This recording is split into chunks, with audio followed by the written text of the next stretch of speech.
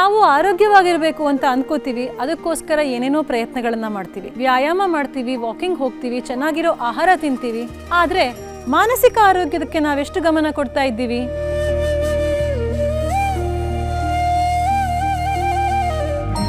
ಎರಡೂ ಕಾಲುಗಳು ಒಂದೇ ಥರ ಇರಬೇಕು, ಬೆನ್ನು ನೇರವಾಗಿರಬೇಕು. ಕೇವಲ 5 ರಿಂದ 6 ಆಸನಗಳನ್ನು ಪ್ರತಿನಿತ್ಯ ಮಾಡ್ತಾ ಹೋದರೆ ನಮ್ಮ ಆರೋಗ್ಯ ವೃದ್ಧಿ ಆಗುತ್ತೆ.